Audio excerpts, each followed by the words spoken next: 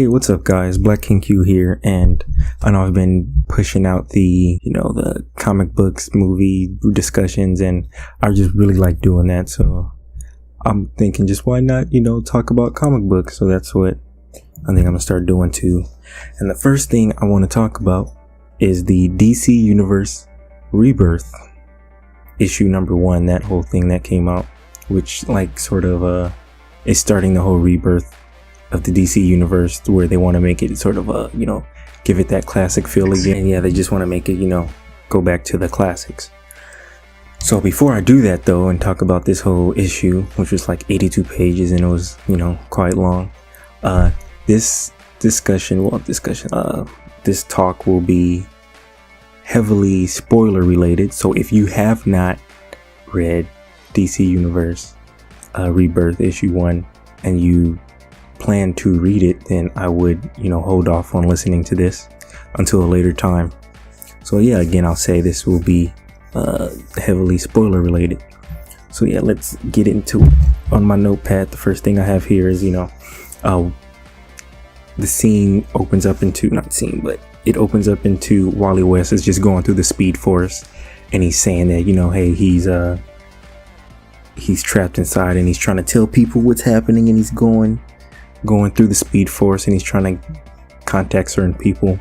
And I think the first one he comes to is Batman, and he's telling him, hey, to read this, go back to his father's note or something, which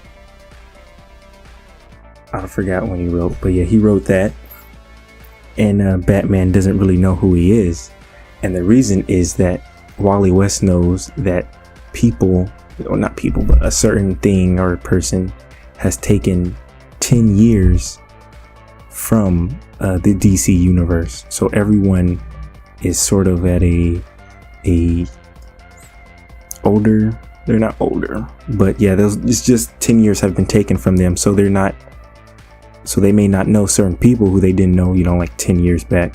So through this whole thing, you'll see that happen where people who knew Wally West wouldn't necessarily know him. And I'm just gonna break off into huge points that happen, things that happen throughout the comic book. Then I'm just interested to see what happens with this whole reboot. And so yeah, he tells Batman, hey, get to the note that your father left and everything for you. And then he gets pulled back into the Speed Force, and then before going to another scene, it breaks off into, I think Alfred is talking to Batman and he's saying, hey, stuff's happening with the Joker.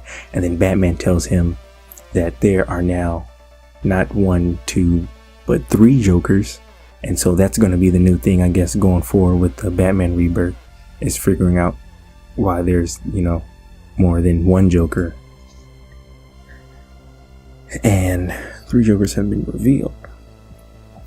And then it breaks into another big thing that was mentioned in it, was the current, I guess, the New 52 Superman has been killed, or now he's dead and everything. He wasn't killed, but yeah, he was dead. And they tell you to read, what was it, Superman I think 52, I believe, and it tells you the story of how he died. But basically Rebirth is starting off from where Superman has been killed. So they're going with that plot. But then there's another thing though.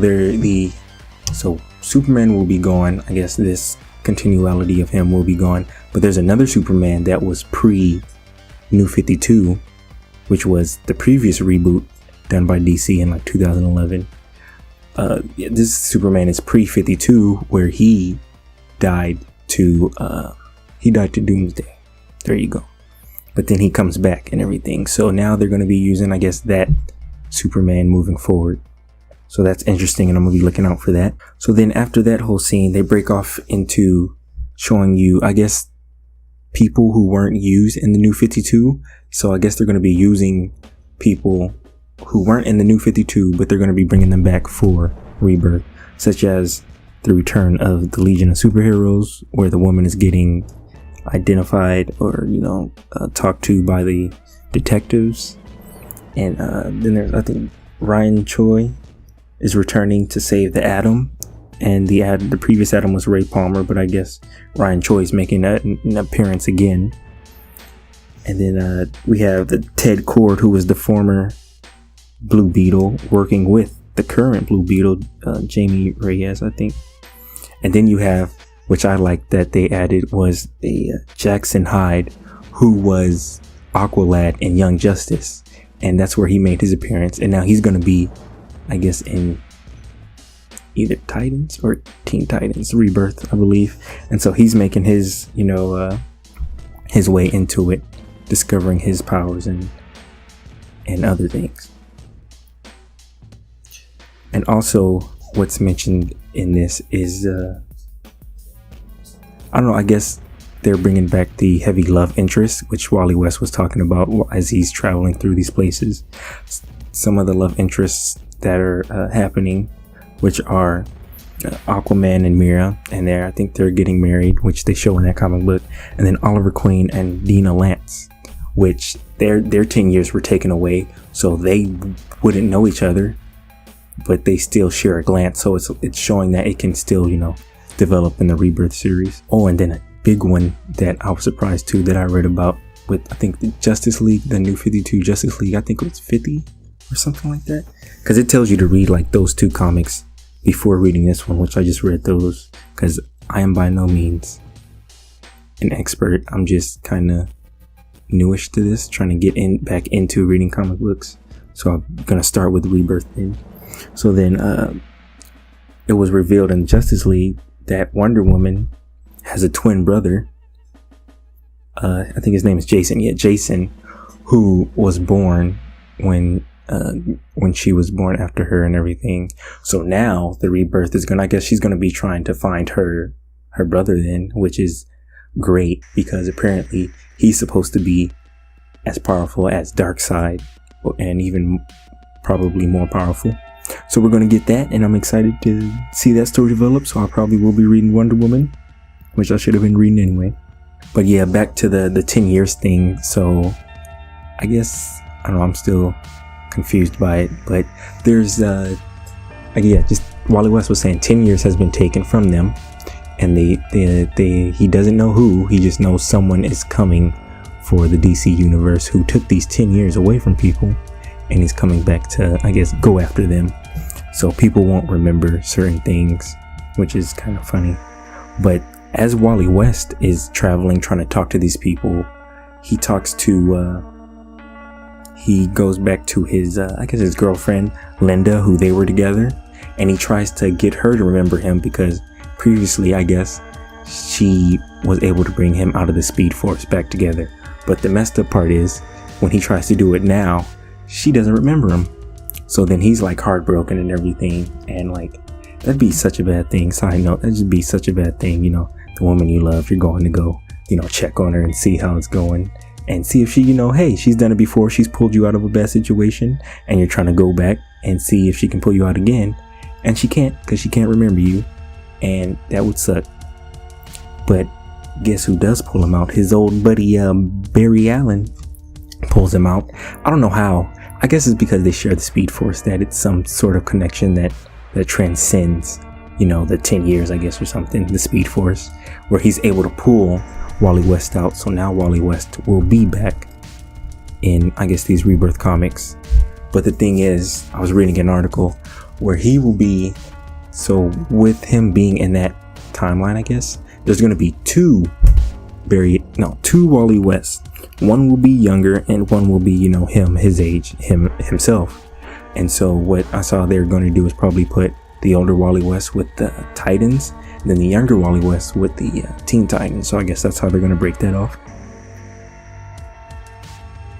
And then they jump to another scene where the woman, I guess, who created the New 52 with Barry Allen, she gets killed by some unknown entity, and she just like explodes, and I don't know what that's about. They're not telling us anything. I mean, I know this is probably old and everything. DC Universe Rebirth, the first issue came back out in like June, but I haven't read up on everything, which I'm gonna do to just stay on top of things now since it's rebooting. So I'm gonna try to stay up on top of that. And then, so yeah, the woman who created the New 52 timeline, she merged the timelines with Barry Allen. She helped them out. I guess she dies, and just by something. And then the biggest reveal that I found at the end, that you find out at the end of the comic, is that Batman finds that Watchman smiley face pin with blood on it in like a part of his wall, which makes you know that probably the Watchmen will be the villains. I guess will be some of the villains. But then I guess it goes on. It goes to the last page, not the last page, but a page where you're looking at Earth, but then it's from Mars, and you know, if you guys have seen, the Watchmen and everything, that he left Earth and went to Mars. And then there's a famous quote that comes from Dr. Manhattan, who I guess is going to play a pivotal role as one of the villains or something in the DC Universe now. He's saying this quote, and then I guess that's how we know that he will be in the DC Universe Rebirth. So I'm just excited for that crossover where if Dr. Manhattan does turn into a villain, oh man, that's going to be great. Like, it's going to be wonderful, and I'm excited for it. And Dr. Manhattan will be a villain. I hope he is and everything. I'm not sure, but we'll see. It'll probably be in Batman's storyline, maybe. I don't know. But there will be but yeah, this was just reading the freaking DC Universe issue, the DC Universe Rebirth issue #1 comic and everything. And yes, that was the biggest reveal at the end of it. And I'm excited to start reading Rebirth. So it should be fun.